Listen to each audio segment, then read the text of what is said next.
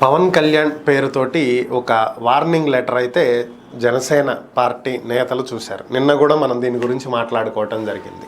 హద్దులు దాటి ప్రవర్తిస్తే శిక్షలు పడక తప్పదు అని చెప్పి పవన్ కళ్యాణ్ వార్నింగ్ ఇచ్చారు. తన పార్టీ నేతలు కార్యకర్తలు కొంతమంది ప్రోటోకాల్ ఫాలో అవ్వకుండా అధికారిక కార్యక్రమాల్లో పాల్గొంటున్నారు, హద్దులు దాటి ప్రవర్తిస్తున్నారు అనేటువంటి ఉద్దేశంతో పవన్ కళ్యాణ్ ఈ లేఖ రాయటం జరిగింది అని చెప్పి మాట్లాడుకోవటం జరిగింది. అయితే ఇప్పుడు ఈ లేఖ మీదే భిన్న అభిప్రాయాలు వ్యక్తమవుతున్నటువంటి పరిస్థితి.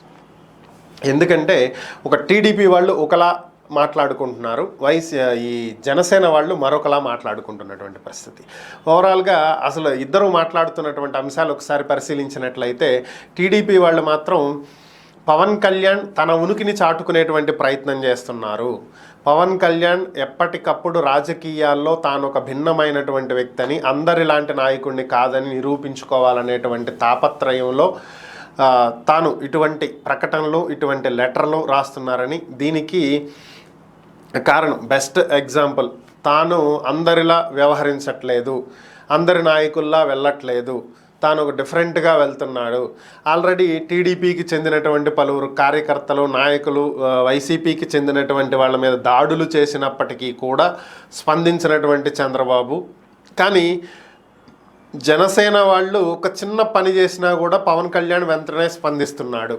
అంటే అంత పెద్ద అనుభవం ఉన్నటువంటి చంద్రబాబు కంటే పవన్ కళ్యాణ్ బెటర్గా పార్టీని నడుపుతున్నాడు. ఇలాంటి ఫీలింగ్ ఏదో ప్రజల్లో తీసుకురావాలి, నిజాయితీగా న్యాయంగా చాలా అద్భుతంగా పవన్ కళ్యాణ్ వ్యక్తిత్వం ఉంది అనేటువంటి ఫీలింగ్ని తీసుకురావాలనేటువంటి ప్రయత్నం చేస్తున్నాడు అనేది టీడీపీ వాళ్ళ వర్షన్. మరోపక్క జనసేన వాళ్ళ వర్షన్ కనుక చూసినట్లయితే ఏం లేదు, వార్నింగ్ మాతో పాటుగా చంద్రబాబుకి ఇచ్చాడు. మ్యాటర్ ఏంటంటే ప్రస్తుతం టీడీపీ అధికారంలోకి వచ్చిన తర్వాత వ్యవహరిస్తున్నటువంటి తీరుతో పవన్ కళ్యాణ్ సంతృప్తి చెందట్లేదు. కక్ష సాధింపు చర్యల్లా వ్యవహరించటం, అలాగే అధికారాన్ని ప్రదర్శిస్తున్నటువంటి టీడీపీ నేతలు, కొంతమంది మంత్రులు, ఇంకొంతమంది నాయకులు.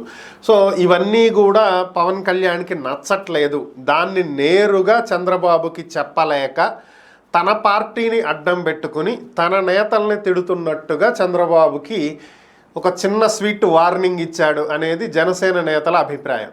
సో ఓవరాల్గా ఎవరు ఎలా ఆలోచించినా అసలు పవన్ వ్యూహం ఏంటనేది పవన్కే తెలియాలి. మరి ఈ వార్నింగ్ చంద్రబాబుకా, జనసేన నాయకులకా, టీడీపీ కార్యకర్తలకా, లేదంటే పవన్ తన ఉనికి చాటుకునే ప్రయత్నమా, మరి ఏంటనేది తెలియాలి. ఈ వార్ ఎవరితోటి